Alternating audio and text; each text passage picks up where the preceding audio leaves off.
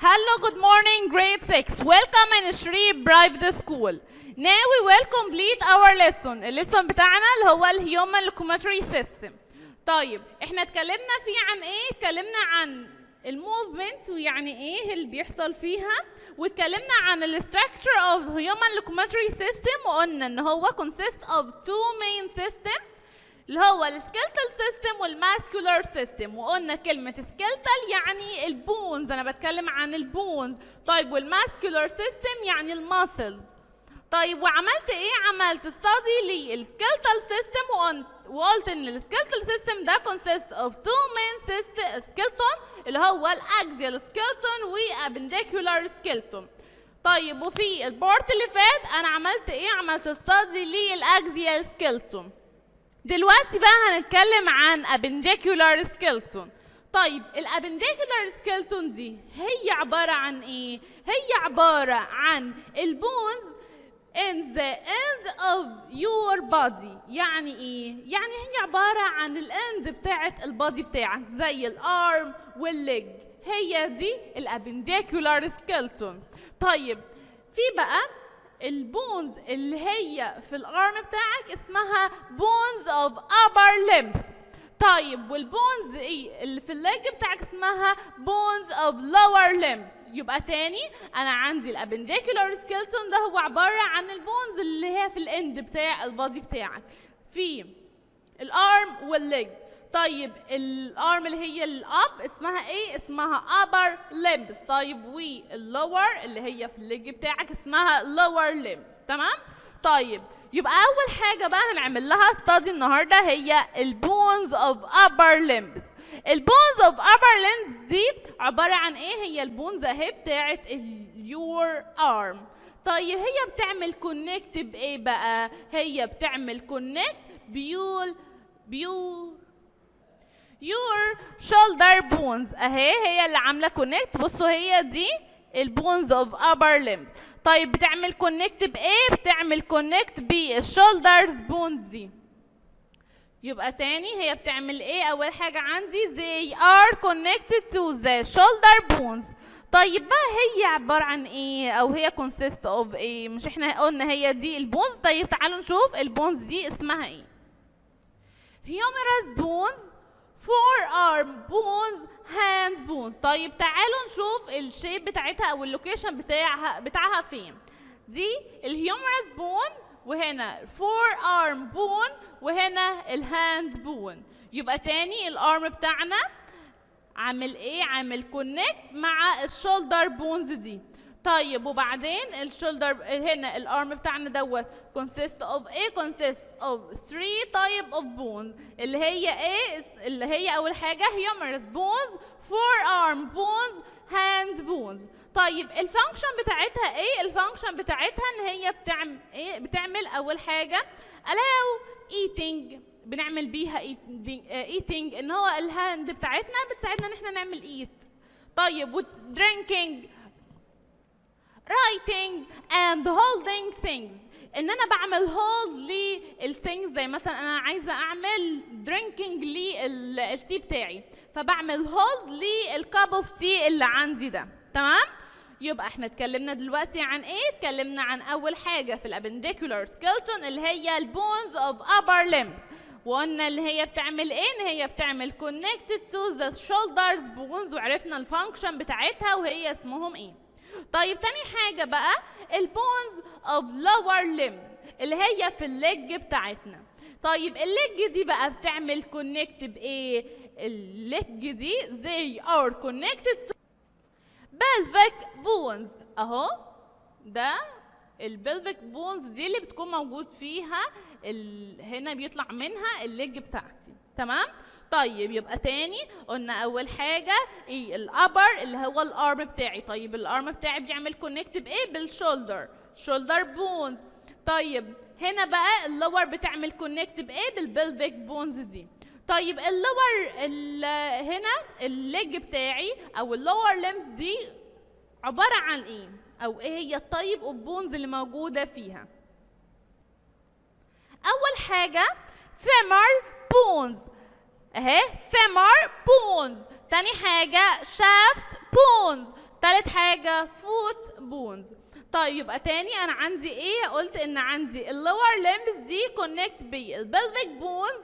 طيب وهي بقى عبارة عن ايه؟ او اللي هي الليج بتاعتي دي ايه؟ الطيب بتاعت البونز اللي موجودة فيها. اول حاجة femur bones، shaft bones، وبعد كده الفوت بونز دي. طيب الفانكشن بتاعتها الليج بنعمل بيها ايه؟ بنعمل بيها walking, running, standing, sitting and carrying the rest of the body. اوكي؟ يبقى هنا احنا اتكلمنا عن ايه؟ اتكلمنا عن appendicular skeleton، وقلنا appendicular skeleton ده consists of bones of upper limbs وال bones of lower limbs. وقلنا ال upper limbs دي اللي هو الارم بتاعنا، واتكلمنا عن الفانكشن بتاعته والبارتس بتاعته البونز الموجوده فيه، واتكلمنا عن البونز اوف لور ليمبس والفانكشن بتاعتها. دلوقتي بقى انا عايزه اتكلم عن حاجه تانية اسمها ايه؟ اسمها جوينت. طيب الجوينت دي قبل ما اتكلم عليها تعالوا نشوف احنا قلنا ايه. احنا اتكلمنا عن ايه؟ احنا اتكلمنا دلوقتي عن الابنديكولار سكيلتون. طيب وقلنا ان هو consist of bones of upper limbs و bones of lower limbs. طيب تعالوا بقى نفهم يعني ايه الابنديكولار سكيلتون، وكل الكلام اللي انا قلته في الابنديكولار سكيلتون ده بالفيديو اللي معانا.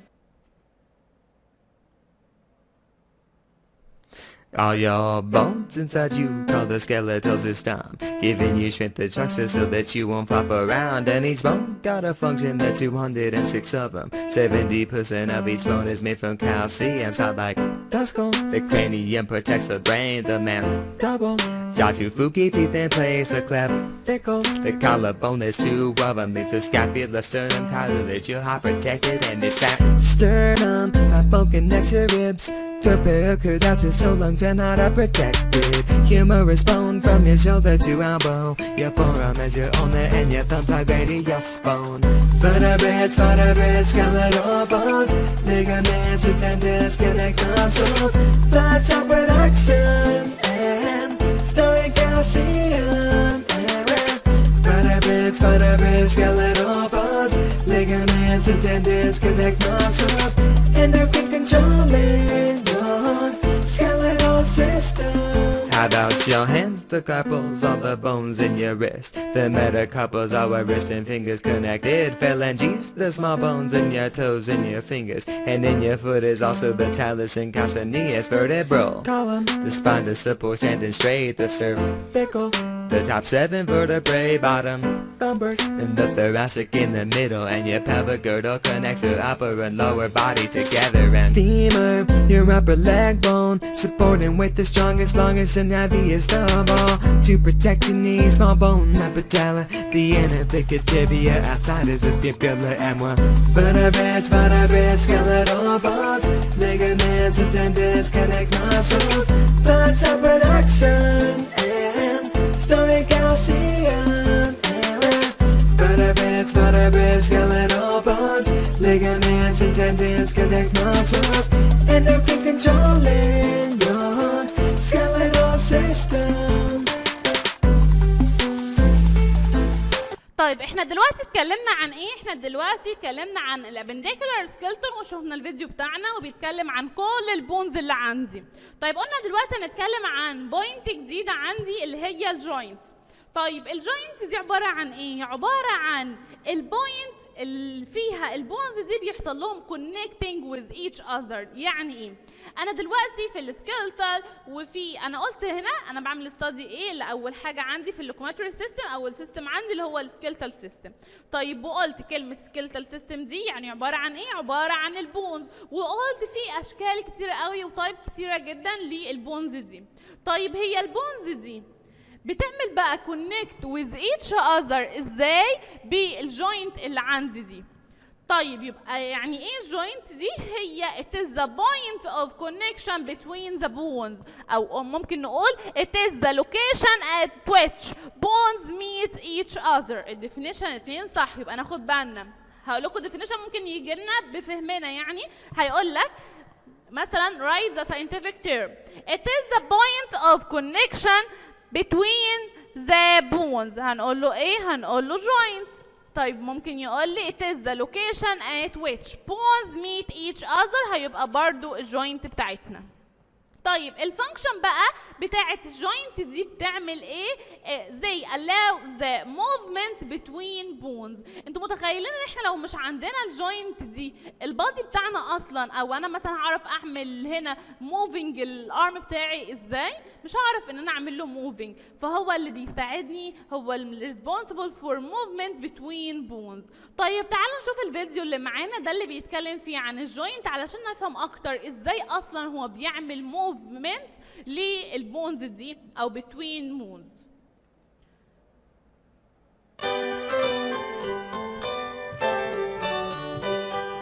Flexion means bending a joint, decreases the angle. Extension is the opposite, too much hyperextension.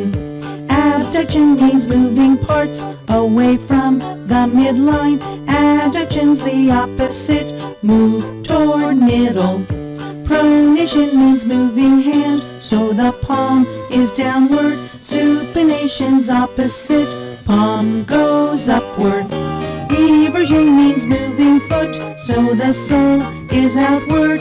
Inversion's the opposite, sole is inward. Retraction means moving parts backwards just like the chin. Protraction's the opposite, thrust chin forward. Dorsiflexion means flexing the foot at the ankle. Plantar flexion's opposite, bend foot downward.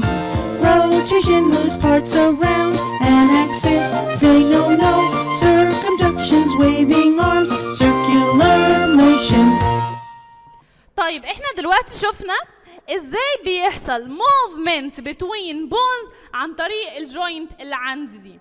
طيب هنا احنا شفنا في الفيديو بتاعنا بونز كتيرة جدا وجوينت كتيرة جدا، معنى كده ان هي عندها طيب كتيرة جدا من الجوينت.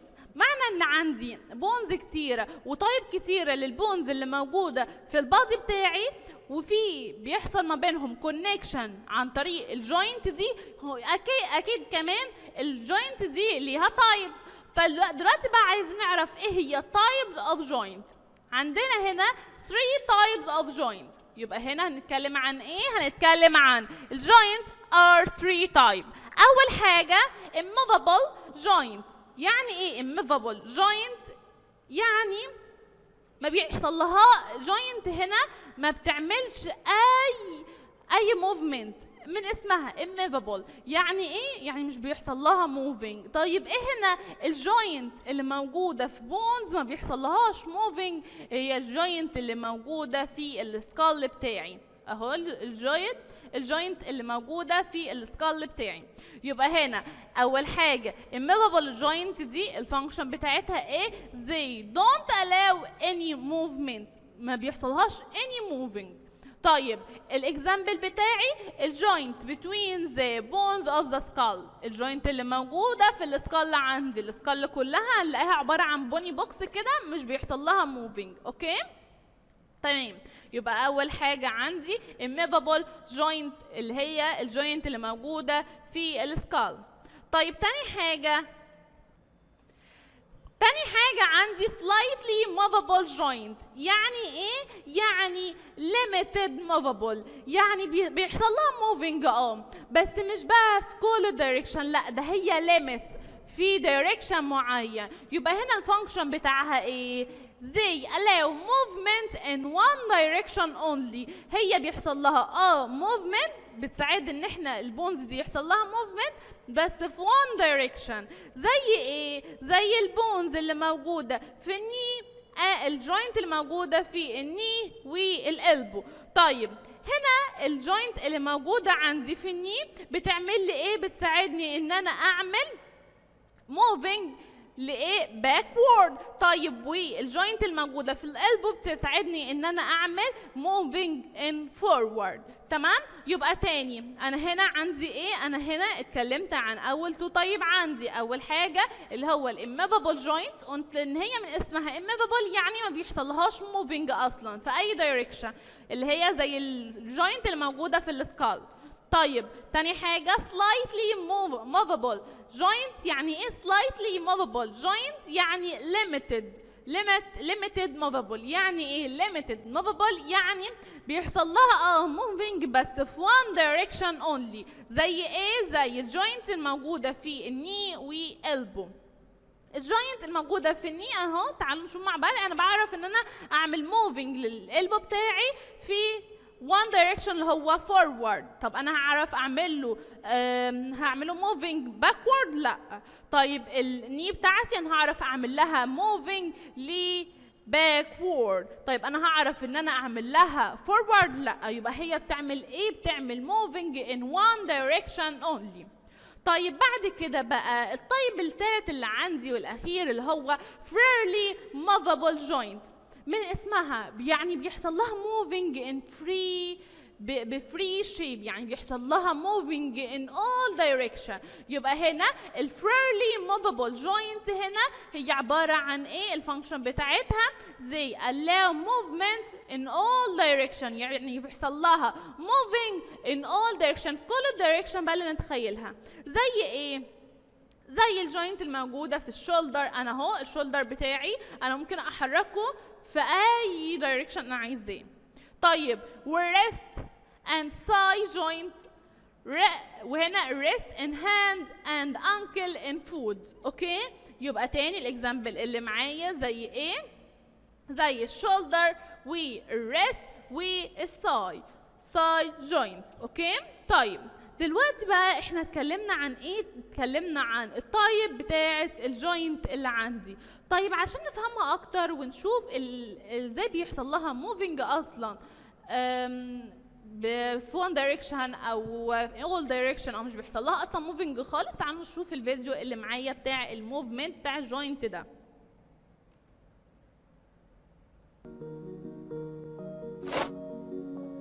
Body movements and joints. In this module, you will learn about body movements and joints.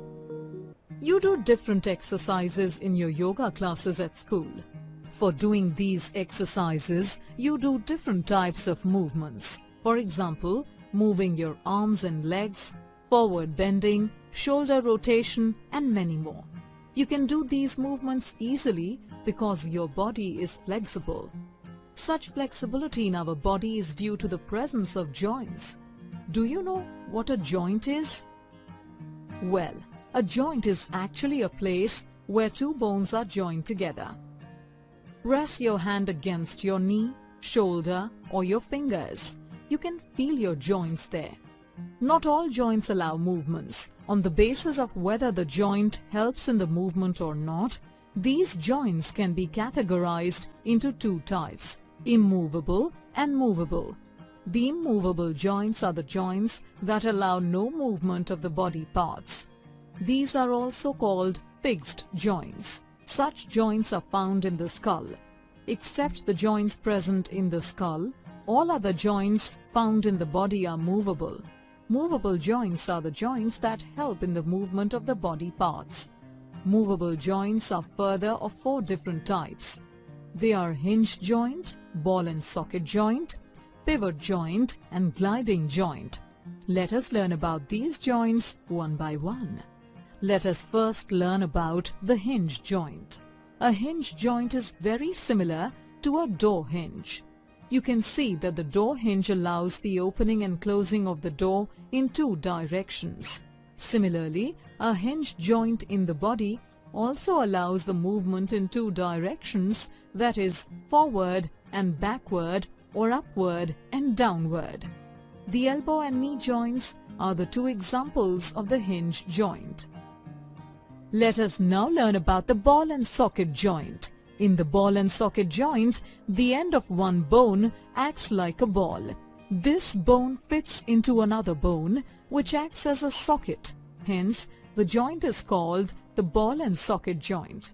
This arrangement allows easy movement of the body parts in all the directions. The hip joint and shoulder joint are the 2 examples of the ball and socket joint.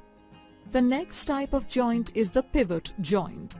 In this type of joint, one of the bones acts like a cylinder and fits into the end of the other bone, which is like a ring. Hence, the first bone rotates inside the ring and allows easy movement of the body part in different directions. An example of a pivot joint is the neck joint. The pivot joint allows the movement of neck sideways, upward and downward. It even allows the rotation of the neck. The last type of joint is the gliding joint. This type of joint allows the bones to glide over each other and hence allows slight movement of the body parts. In this type of joint, the joint bones are flat and so they slide back and forth and side to side. Ankle joint and wrist joint are some examples of the gliding joint. Now, there is a special tissue that holds the two bones of a joint in position.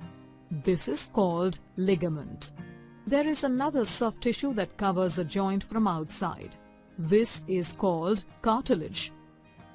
The bones are not visible from outside. So, in case of an injury, doctors use X-rays to check any damage of our bones. X-rays are the special rays that help to create the image of bones using radiations.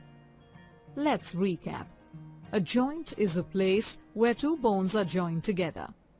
Joints can be categorized as movable and immovable joints. The immovable joints or the fixed joints are the joints that allow no movement of the body parts. Movable joints are the joints that help in the movement of the body parts. Hinge joint, ball and socket joint, pivot joint and gliding joint are the four types of movable joints. شفنا الفيديو بتاعنا وعرفنا فيه يعني ايه كلمة joint وايه هي التايب بتاعتها وازاي بيحصل moving في للجوينت دي in all direction و in one direction only وازاي مش بيحصل لها moving خالص زي السكال. طيب احنا دلوقتي تعالوا بقى نعمل ريفيجن سريع اللي احنا قلناه في اللوكوموتري سيستم. اتكلمنا ايه عن في اللوكوموتري سيستم؟ قلنا عندنا اللوكوموتري سيستم هنا بنتكلم فيه عن ايه او هو responsible for ايه for movement او for moving او for motion. طيب وقلنا ان هو consist of ايه؟ consist of two main parts اللي هو الskeletal system والmuscular system. الskeletal system عندي هو البونز والmuscular system اللي هي الماسلز. طيب واتكلمنا عن كل واحده فيهم، اتكلمنا عن السكيلتال ديت والماسلز دي مش هتبقى موجوده عندنا. طيب السكيلتال دي قلنا ان هي فيها consist of axial skeleton و appendicular skeleton واتكلمنا عن كل حاجه فيها واتكلمنا عن الجوينت. طيب دلوقتي بقى تعالوا نشوف الاخر فيديو معانا عشان كده هنكون هنعمل ريفيجن سريع بالفيديو ده عن كل حاجه في اللوكوموتري سيستم وبكده هنكون خلصنا الليسون بتاعنا. تعالوا نشوف الفيديو مع بعض. Skeletal system.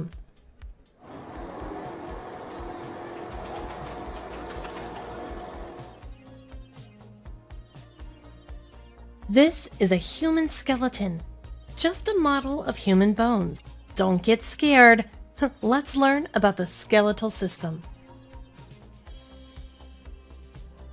Every person has a skeleton built up of so many bones. These bones give your body structure, protect your internal organs, let you move, and much more. The adult human body has 206 bones, and an infant has 300 bones. This has become some smaller bones combined together, and thus form bigger bones. Now look closely here. This is our skull. It carries our brain and also supports our face. It protects the brain from knocks and bumps. We have a very small bone in our ears, the stirrup. It is the smallest bone of our body. About 2.5 to 3.3 millimeters only. These are called the clavicle, our shoulder bones, or collarbone. There are two clavicles, one on the right and one on the left. It is the only long bone in the body that lies horizontally. Now, look at this. It's a sternum, a long, flat bone. Oh, did you notice? It's shaped like a necktie. It's located in the center of our chest. And this cage-like thing is our rib cage. Our heart and lungs are behind these bones. So you can say rib cage is the curved wall of ribs that surrounds and protects our heart and lungs. Now, look at the bones of the hand. This bone in the hand is called the humerus, the long bone of the upper arm extending from the shoulder to the elbow. There are two more long bones in our hands, radius and ulna. They form the lower arm. And these bones in the palms, these over here, are called the carpals, metacarpals, and phalanges. Now, let's see the back of this. Look, it's not a single bone. It is built of 33 small bones called vertebrates, and this whole structure is known as the spine. The spine helps you twist and bend. Also, it holds our body upright. Yippee! Now look at this. See, this is the pelvic girdle. It protects the bladder and uterus. The longest and strongest bone in our body is the femur, and these two bones in the lower leg are fibula and tibia. These over here are the tarsals, metatarsals, and phalanges. It's hard, right?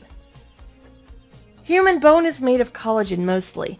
It is a protein that is woven into a flexible framework. It also contains calcium carbonate, calcium phosphate, and minerals that add strength and harden the frame. The combination of collagen and calcium gives the bone its flexibility and strength. You know a lot about the skeletal system. Let's go home. We should take proper care of our bones. We should do exercise, running, dancing, jumping, and we should play outdoor sports. It makes our bones strong. You know, if your body doesn't have enough calcium, it will take it from your bones, making your bones weaker. Ta-da! Good reason to drink milk. Protect those skull bones by wearing a good helmet for bike riding, skating, and other sports. Bye-bye! الفيديو اللي احنا شفناه دلوقتي بيتكلم لنا عن كل حاجة في السكيلتال سيستم ده، البونز بقى اللي موجودة فيه والجوينت وكل الحاجات اللي احنا عملنا لها ستادي في الليسون بتاعنا. طيب وبكده هنكون خلصنا الليسون بتاعنا بتاع الكوادري سيستم، وهنكون كمان خلصنا كل الليسون بتاعتنا في الساينس بتاعت first term in grade 6.